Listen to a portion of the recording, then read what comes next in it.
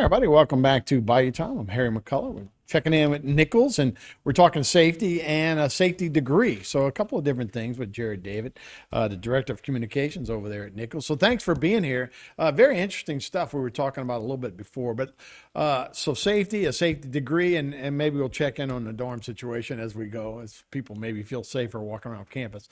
Let's talk about safety first. And I know that the campus police are kind of partnering with the area people, and not just police, but also mental health, all kind of That's things. right. It's all in a way to keep students safe on campus. We lost 5 students last year, which is unbelievable. So we did lose 5 students last year just in auto accidents Right. that Yeah, involved just auto auto accident. accidents that involved intoxication. And so in all of those cases, our students weren't at fault. Right. And our students, for the most part, are doing the right thing. And so we're trying to build a rapport with them, so they feel comfortable going to our police officers. And Chief Alex Barnes has done a phenomenal job at building relationships with outside agencies, from Lafourche Parish, Terrebonne Parish, the city of Thibodaux, all the way out to, I was talking with him earlier, and he said all the way from Kenner to Berwick, police departments are coming on board and wanting to partner with Nicholls. And I think the goal is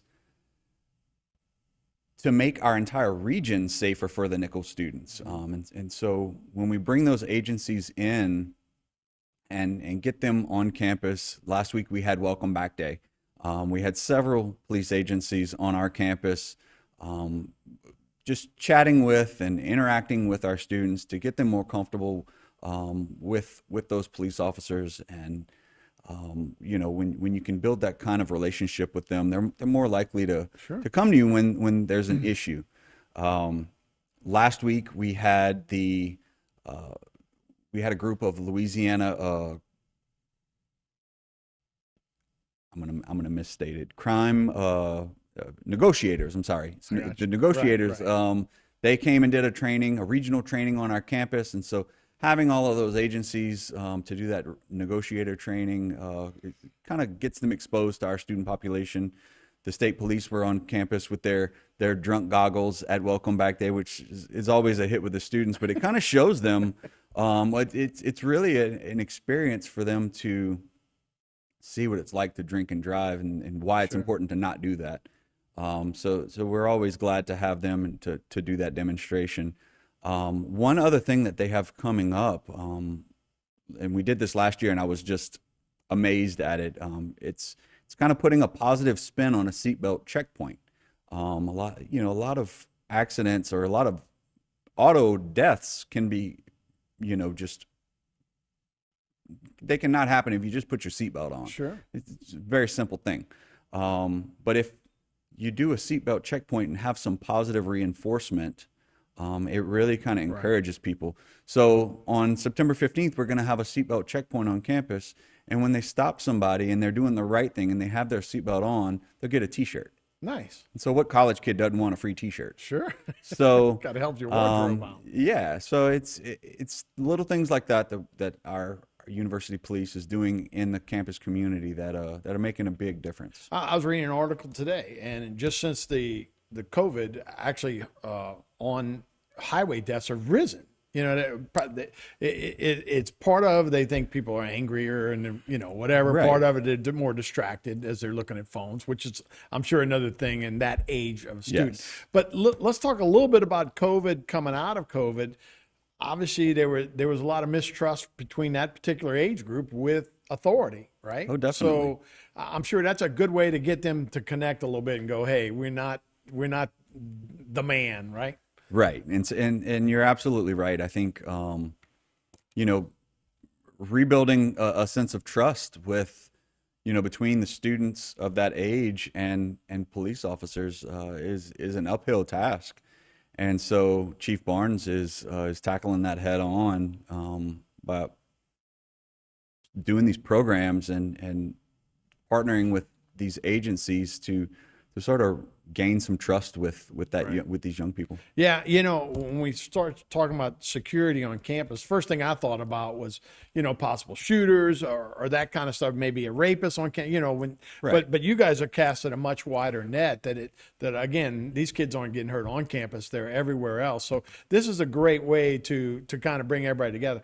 But I wanted to talk about also mental health and coming out of what we've been the last 3 years for us here. You also partner with those kind of people too, so you can get a well-rounded student and help anywhere they need it. Oh, absolutely. And we always provide those types of services to our students, through our university health services.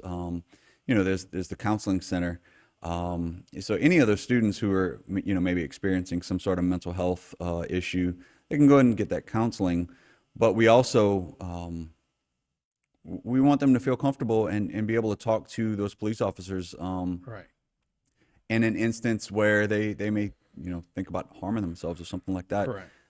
If they've got a relationship with an officer already, it may make the difference between life or death. That's who's going to respond, and That's you're, right, you're that's right. right. A lot of folks, a lot of kids, it's their first time away from home. They're on right. campus. They're like, God, it's a little harder than I thought. The girl doesn't like me as much as I thought. It's Little that things. age kind of thing. It's real important to have a well-rounded approach to being with kids. That's a great way. That's right.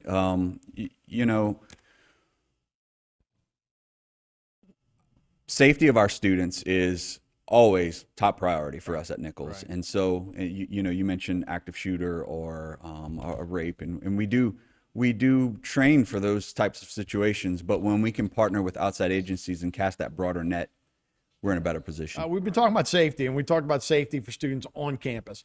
Let's talk about safety management degrees, which is a big deal. And I know so many kids that have come to campus and they get jobs out of the safety degree, but now you have upgraded the program again, right? Yeah, absolutely. So, as you said, there are a lot of individuals who go through that safety management program, and one of the positives in that is you come out of college and you're walking into a relatively good paying job. Right, yeah. And so brand new out of our program, the Bachelor of Science in Safety Management was recently tagged as a qualified academic program. So those graduates will be graduate safety practitioners now.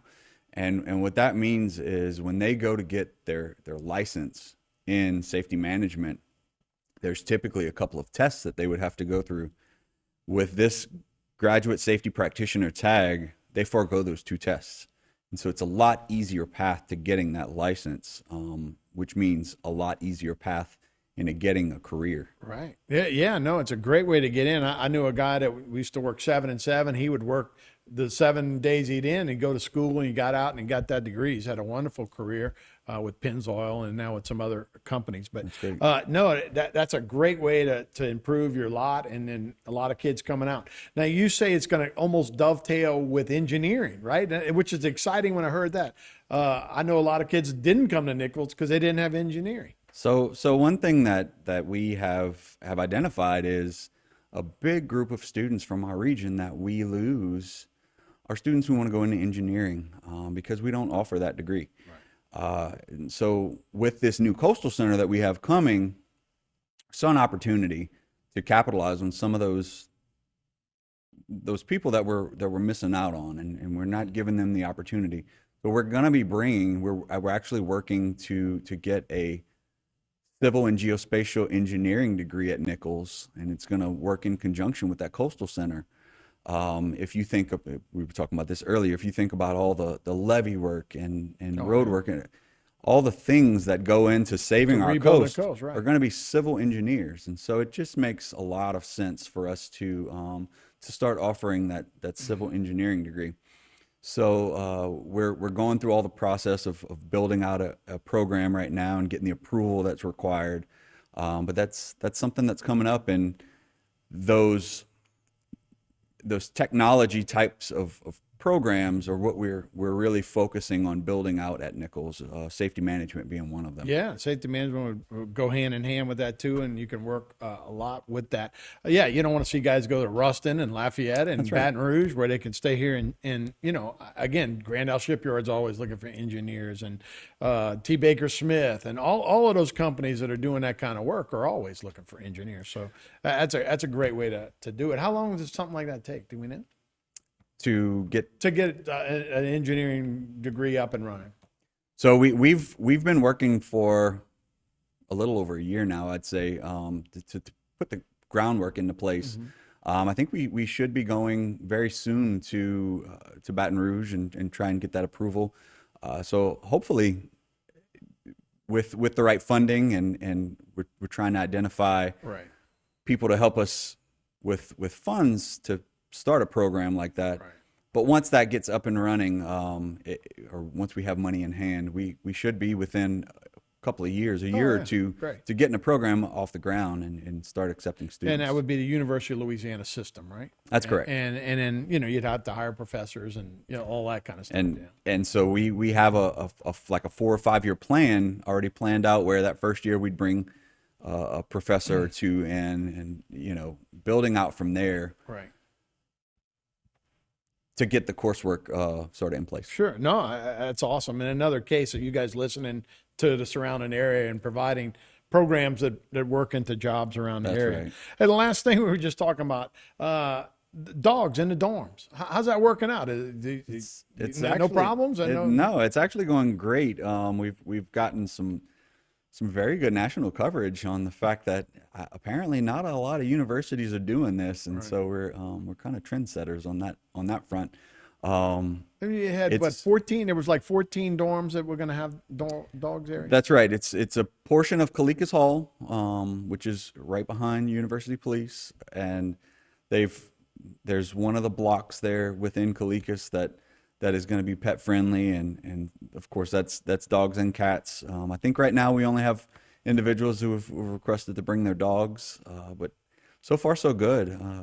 We've had pretty good success with it. So classes started yet? Or when they start? Classes started last week. We're about a week and a few days into class so far, and the students everything's hustling and bustling on the campus again. So how many kids are now on campus? And I know y'all went to a big model of doing online classes. There's a lot of people that take stuff online, but how many people on campus walking around?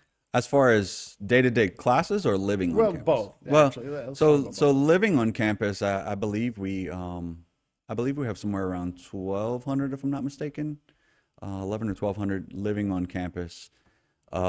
Just day-to-day in classes on a given day could be somewhere around 5,000. Right. Our enrollment is somewhere around 5,900, not quite 6,000 at this point. Yeah. And that's why we're actually getting back to the safety. There's so many people to commute in. There's a lot more people in cars than are actually just walking across campus. That's right. We recognize that we're a commuter campus and people commute in, and so that's going back to the previous segment. That's why it's important that we partner with those police agencies and we all just be safe. All right. Well, it's that time, man. It's back in football. Will be here in just a little bit. Thank goodness. Jerad David with Nicholls. Thanks so much for joining us. Thank We'll be right back with more Bayou Time after this.